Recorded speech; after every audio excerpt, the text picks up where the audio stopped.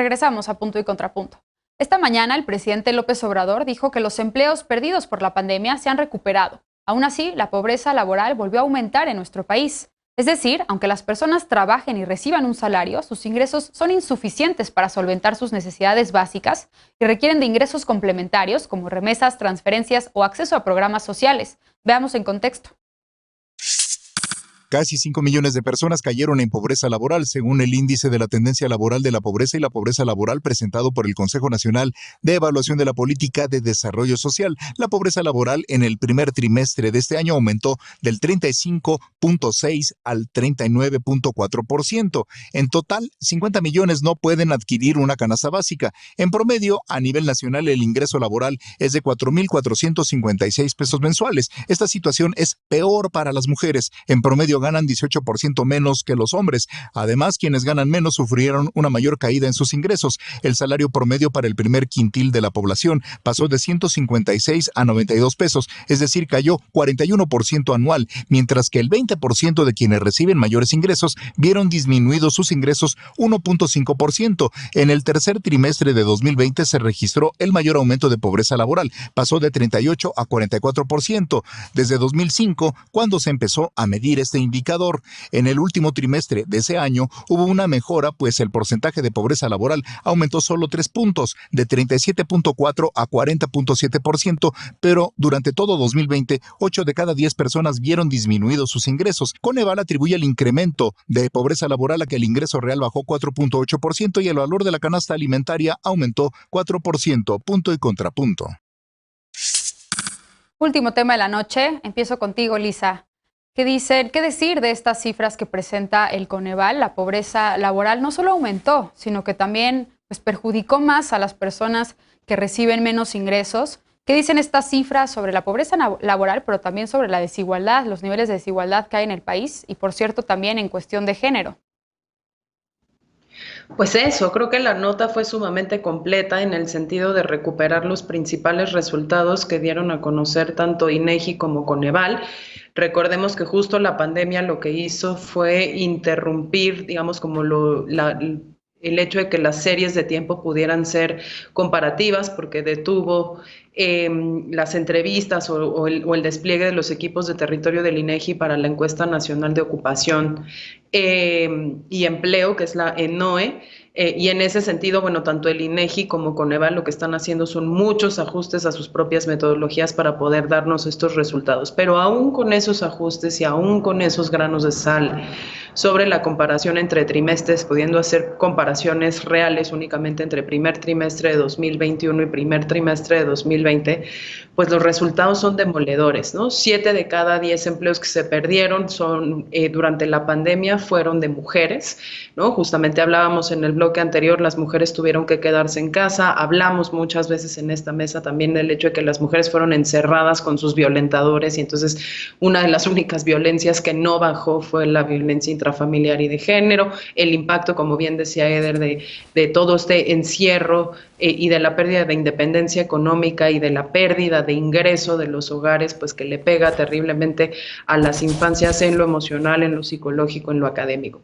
Hay 3 cosas que yo resaltaría aquí.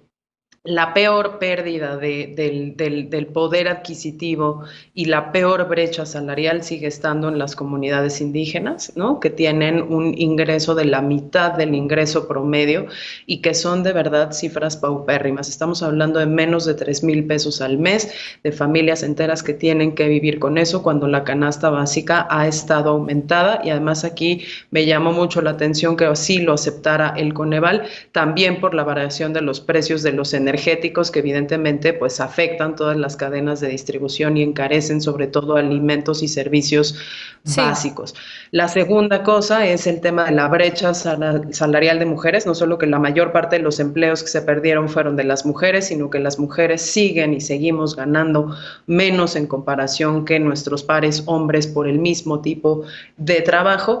Y lo último es pues cómo se pauperizó el empleo en formal e informal, es decir, incluso cuando las personas se mantienen en sus empleos, los salarios bajaron, la posibilidad de vivir con la canasta básica diaria, mensual, trimestral, disminuyó por esta pandemia y creo que eso nos tiene que llamar una reflexión muy importante sobre el tipo de salarios y el tipo de empleo formal que estamos generando en México, además de toda la discusión que estoy segura que mis compañeros tocarán sobre la posibilidad de que con políticas públicas y de gobierno pues se logren paliar los efectos de la pandemia. Eder, el presidente dijo esta mañana que son buenos los indicadores económicos para el país y que hay que cuidar solamente la inflación. Pero con estas cifras que presenta el Coneval, ¿cuál es tu balance y qué medidas, como ya pone sobre la mesa Lisa, se deberían de tomar desde el gobierno pues, para enfrentar estos índices de pobreza? Sí, yo creo que son buenos los índices. Ahorita hace 2 horas Gerardo Esquivel, economista, consejero del Banco de México, tuiteaba sobre el tema del informe de pobreza laboral y voy a leer su tuit muy rápido. Dice, con la pandemia se perdió lo ganado entre 2018 y 2020 en materia de combate a la pobreza. 2, el aumento de la pobreza laboral ahora fue menor que lo ocurrido en la crisis previa. ¿Se acuerdan de la crisis financiera del 2008? Que tronó la economía en varios países del mundo. Bueno, pues esta vez fue menor para el caso de México. Y el reto, dice él, es impedir que este impacto sea de larga duración como lo fue en 2008. Y ahí está el reto, y aún más el reto en materia de género. Yo creo que la postura que hoy da el presidente sobre la recuperación del empleo, que también, por cierto, se basa en buena medida en el análisis que hace Gerardo Esquivel, pero en el tema laboral, da las bases para que haya una recuperación de terreno tan rápido como lo que se perdió durante este año de pandemia. Y sin embargo, me preocupan 2 cosas. Una, ¿cuál va a ser la política pública y la estrategia económica de los gobiernos estatales? En donde ha habido armonía entre el gobierno federal y los gobiernos estatales, ha habido programas que se complementan. El caso de la Ciudad de México es el más claro para explicar este tema. Pero ¿cuál es la política que van a implementar los gobiernos estatales? Y el otro tema, que todavía no hay una política clara, ahí sí, en ningún nivel de gobierno, para reducir esta brecha salarial entre hombres y mujeres y la desigualdad que hay en materia laboral contra las mujeres, y eso sí se está profundizando durísimo con la pandemia, y se tiene que poner mucha atención ahí. Alfredo, ¿cuál es tu análisis sobre este panorama de pobreza laboral? ¿Qué medidas tomar? Y también pues es algo que enfrenta casi el 40% de la población del país que se encuentra en este margen de pobreza laboral. ¿Qué medidas, qué decir de las propuestas como el ingreso básico universal? ¿Son necesarias? Yo creo que sí. Yo creo que no solo son necesarias, sino que ya pasaron momentos y oportunidades perdidas mientras el gobierno federal trataba o evitó a toda costa apoyar a las personas que más se vieron afectadas económicamente durante la pandemia. Y yo empezaría diciendo que hay que distinguir entre este indicador y entre el crecimiento económico. No es lo mismo. Pobreza laboral es tengo trabajo, pero con lo que gano no me alcanza para la canasta básica. Y en ese sentido, pues por supuesto que debemos de preocuparnos y debe de tener su análisis peculiar, pero no podemos meterlo, creo yo, o por lo que he entendido, tampoco soy economista, pero creo que no hay que confundirlo con otros indicadores económicos, porque pues hasta para salirnos un poco de la pandemia y tener otro tipo de explicaciones hay que ver qué entidades. Hoy escuchaba a José Nabor Cruz, que está al frente de Coneval, en entrevista en W Radio en la tarde, precisamente hacer este tipo de declaraciones que a mí me llamaron muchísimo la atención, ¿no? Por ejemplo, hay 4 entidades que son las que más contribuyeron a este incremento de la pobreza laboral. Son Tabasco, Quintana Roo, Baja California Sur y Ciudad de México, ¿no?